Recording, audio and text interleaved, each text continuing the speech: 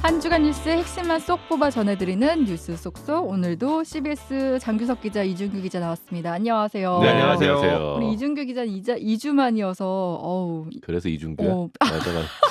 제가 아니, 죄송합니다. 아니, 얼굴색이 좀 좋아졌다 이런 네, 얘기를 하려고 그랬는데 휴가 동안에 그 집안에 가만히 있었더니 얼굴이 허해졌습니다. 근데 이제 휴가 동안 굵직한 일들이 경제부에 많았잖아요. 네, 뭐 저 없어도 나라가 잘 돌아간다는 걸 역시 보여주는 거기 그거 때문에 알고 휴가 낸 거 아닙니까? 예, 네. 그럼요. 모든 직장인들께서도 네. 연말에 겁내지 마시고 열심히 휴가 다녀오셨으면 좋겠습니다. 네네. 일단 하나씩 짚어볼 거는 추경호 경제부총리가 정치권으로 돌아오고 대신 이제 최상목 후보자가 지금 부총리가 돼서 이제 최상목 체제로 운영이 된다 이건데 아직 뭐 인사청문 보고서 채택은 안 돼서 뭐 이제 부총리라고 하긴 그렇지만 대통령 평소 인사 스타일 생각하면 이제 되겠죠? 그렇죠. 문 네. 대통령하고 윤 대통령 공통점이 그거 아니겠습니까? 뭐 보고서 같은 거 상관없다. 난 임명한다. 뭐 약간 이런 스타일이시기 때문에 네. 후보자가 뭐 자진 사퇴하는 정도, 그러니까 물론 자진 사퇴라는 것도 사실은 이제 대통령실에서 사퇴하라고 이제 메시지를 주면 자진 사퇴 형식으로 물러나는 거긴 하지만 어쨌든 뭐 지금 나와 있는 후보자들 중에서 굉장히 뭐 쟁점이 뜨거워가지고 막 새로 이슈가 막 여러 개씩 부각되고 해서 낙마할 것 같은 그런 가능성은 후보자는 별로 없어 보이기 때문에 지금 상태로 가게 된다면은 이기경제팀 같은 경우는 이제 최상목 팀이 될 것이다. 네. 뭐 이런 전망들이 나오고 있고요. 또 그 과정에서 또 이제 이번 주에 예산안 통과됐지 않았습니까? 예산안 통과됐고 여러 가지 뭐 법령 개정 같은 것도 많이 있기 때문에 이번 주에는 요의 어떤 흐름들 이제 이기경제팀 출범을 앞두고 정부가 지금 움직이고 있는 어떤 방향이나 이런 것들을 좀 살펴보려고 합니다. 네. 지난 목요일에 이제 국회를 통과한 내년도 예산안부터 좀 살펴볼게요. 네.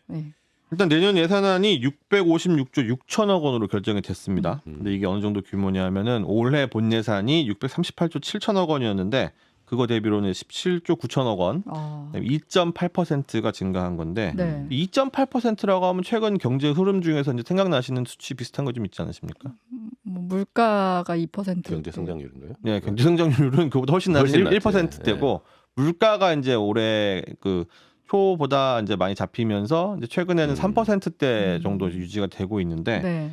그거를 비교를 해 보면은 사실상 2.8%는 마이너스다. 인플레를 감안했을 때 네. 실질은 마이너스다 이거죠. 네, 예를 들어서 연봉 인상률이 물가 상승률보다 낮으면 실제로 내 연봉이 쪼그라드는 쪼그라드는 거잖아요. 거지. 그거랑 그렇죠. 똑같은 논리라고 할 수 있겠습니다. 그럼 이제 건전 재정을 이제 외쳐왔기 때문에 이번 정부가 이번 예산안도 그럼 건전 재정 기조에 좀 맞췄다 이렇게 볼 수 있을까요? 네.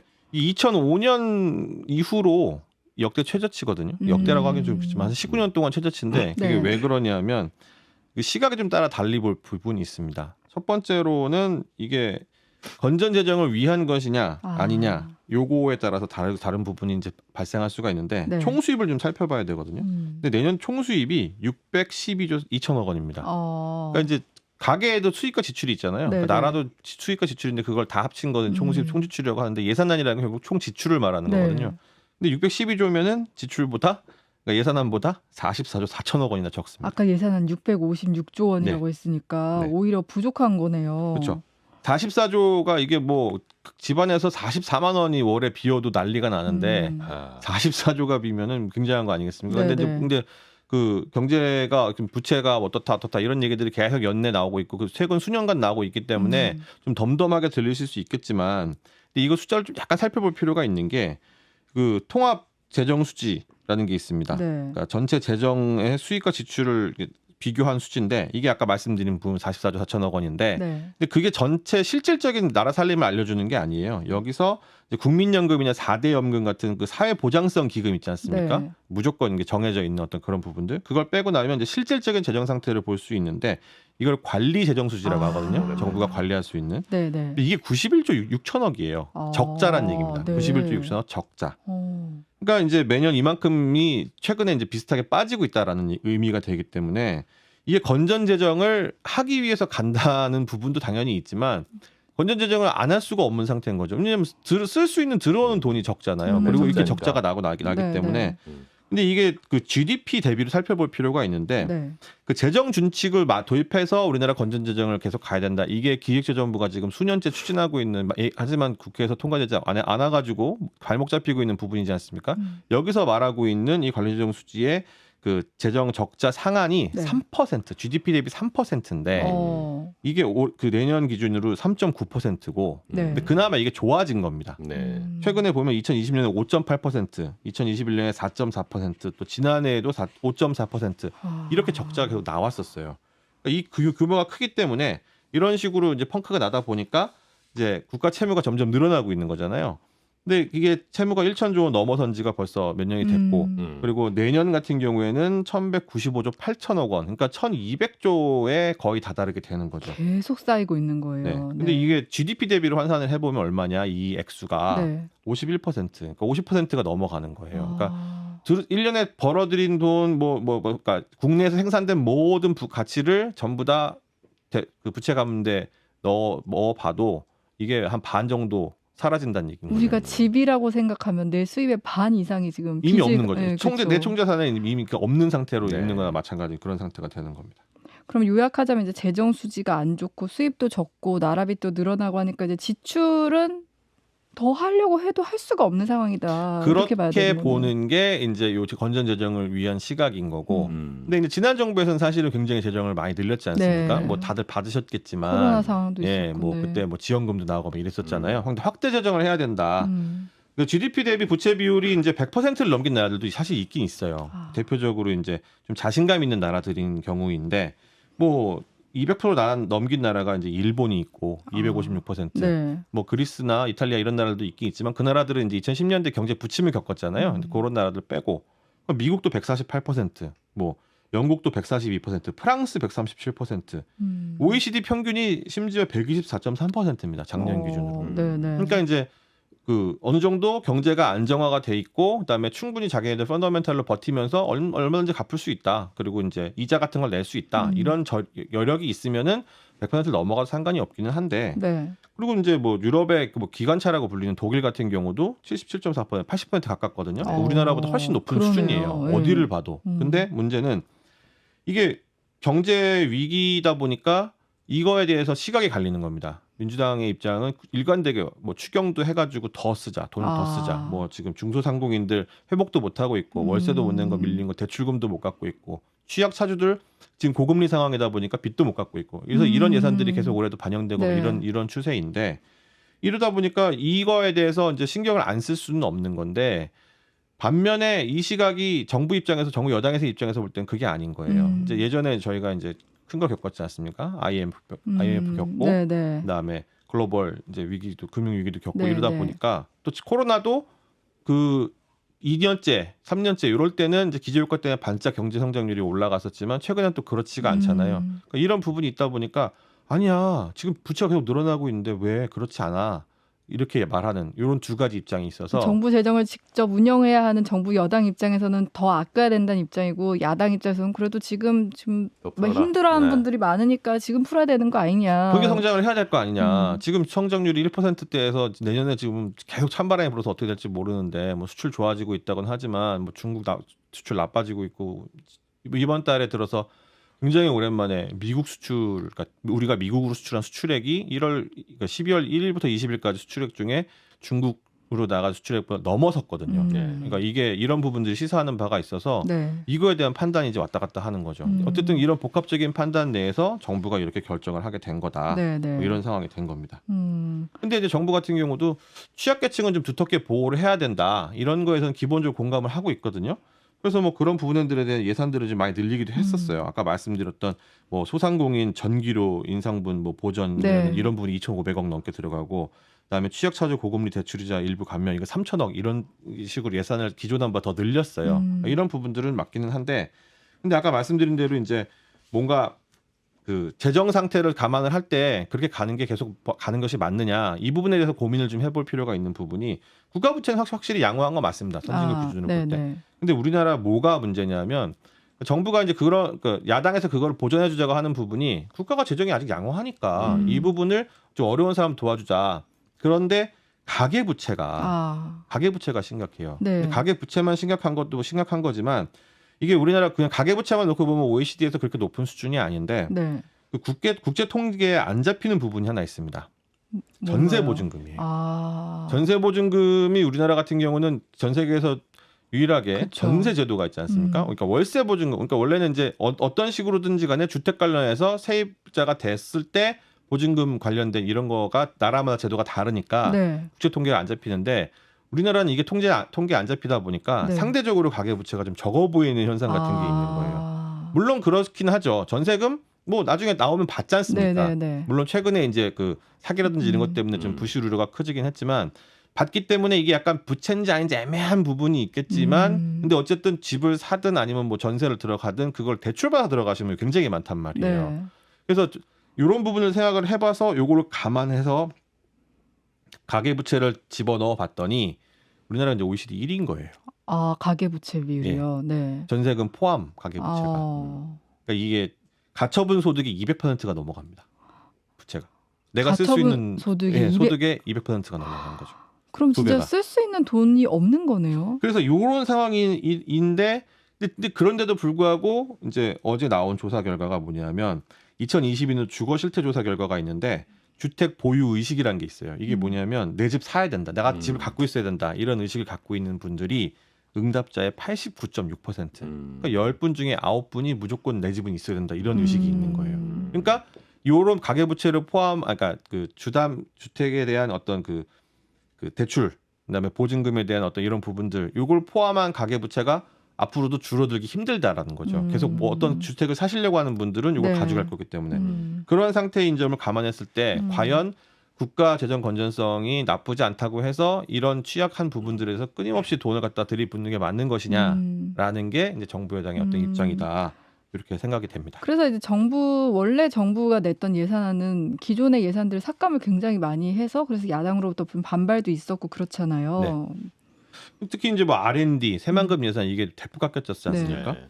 근데 이제 R&D라는 게 이것도 살펴봐야 되는 게 이게 중장기적인 부분 성격이 굉장히 강한 거예요. 그러니까 기초 체력이라 뭐 기초 체력, 산업의 기초 체력이다, 뭐 이런 거, 그다음에 연구, 뭐 산학의 기초 체력 이런 얘기를 하는데 운동할 때도 제일 힘든 부분이 운동해보신 분들은 아시겠지만 사실 처음이거든요. 처음에 한 반년, 1년 정도 굉장히 어려운 게 내가 근력이라든지 지구력이 없던 상태에서 이거를 그쵸. 열심히 운동을 해봐야 한 달, 2달 지났는데 나아지는 것도 없는 것 같고 뭐 특별히 건강해지는 것도 없는 것 같고 이러다 보니까 이제 포기하는 경우가 많게 되는데 이 R&D 예산이 약간 그런 성격이 있어요. 그러니까 우리가 뭐 그동안에 뭐 몇십 조씩 써가지고 지원을 했는데 너무 안 되는 부분이 많아. 아니 이거를 무슨 계속 지원해야 돼? 이런 생각을 가질 수가 쉽게 생각이 들 수 있는 부분인데다가 네. 그리고 사실은 이게 지원을 해서 나오는 지원금을 가지고 연구원들이나 조직들이 월급 받고 생활하고 이 돈에다가 그다음에 연구 비용까지 포함된 이런 거다 보니까 네. 그분들은 사실 그 부가가치 창출이 잘 안 되다 보니까 이거 받지 않으면 그게 안 돼요. 그러니까 네. 되게 치열하게 받으려고 합니다. 그다음에 어떤 기관 같은 경우에는 기관장이라든지 고위 실무자들 중심, 학교 같은 경우는 대학 교수들이 이제 직접 영업을 많이 그렇죠. 뛰잖아요. 그러니까 이분들 중심으로 이게 되다 보니까 자연스럽게 카르텔 같은 게 네. 끌어주는 이런 선연 같은 게 생길 수밖에 없는 거예요. 그러니까 대통령께서 얘기를 하셨잖아요. R&D 카르텔 있다. 부당이득 같은 거 좀 걷어내라. 네. 이렇게 얘기를 하시니까 이제 R&D가 숭통 날아가게 됐다가 이번에 좀 늘긴 했습니다만 어쨌든 전반적으로 다시 줄어들었거든요. 올해 같은 경우는 R&D 예산이 31조 1천억이었는데 4조 6천억 원이 줄어들었습니다. 내년 같은 경우는 14.7%가 한 방에 줄어든 거예요. 네. 그러면 이분들도 이제 좀 겁이 날 수밖에 없는 부분이 있고, 그다음에 새만금 같은 경우는 뭐 해석이 약간 분분하긴 하지만 너무 명분이 좋았잖아요. 야, 잼버리를 겨우 유치해서 치렀는데 국제적으로 망신을 줘. 아 이러면서 이제 순식간에 명분을 줬죠. 네네. 이게 내년 예산 요구액이 얼마였냐면 새만금 SOC가 그 전체 요구액 중에서 78%가 정부안에서 깎였거든요. 아이고. 그러니까 이게 78%가 남은 게 아니라 78% 5분의 4가 그냥 날라갔던 80% 거예요. 날라갔어. 그래가지고 5,147억이 삭감되는 안을 올렸었는데 이제 하도 이제 그건 좀 너무하지 않냐 이런 식으로 해서 조율을 하다 보니까 그중에 네. 3천억 원이 살아났어요.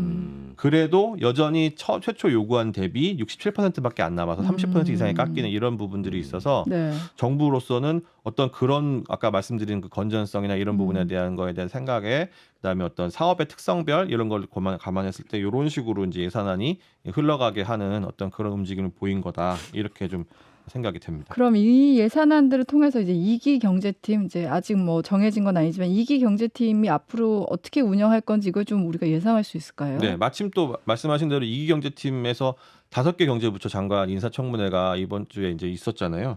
그래서 이 기관들의 수장이 뭐 아까 말씀드린 대로 이제 대통령 인사 스타일에 따라 대부분 바뀌실 것 같은데, 근데 또 이거가 진행되는 와중에 예산안이 합의가 돼가지고 국회에서 처리가 됐고 또 예산안이 합의되자 그 다음 날 정부가 이 주식 양도세 네. 대주주 기준 이거를 갖다가 현행 10억 원에서 50억 원으로 올리는 이런 여러 가지 일들이 동시다발적으로 일어났는데, 이게 2기 경제팀 출범 앞두고 일어난 거라서 이 2기 경제팀 가지고는 이런 식으로 좀 정책을 이끌어 나가겠구나, 이게 네. 판단할 수 있는 어떤 사건들이 되지 않았나 이렇게 보이는 거죠. 어떻게 끌고 나간다는 거예요? 그러니까 이게 요 사건, 이 사건이라고 하면 좀 그런데 대주주 세금을 감면해주는 이런 정책이거든요. 이제 네.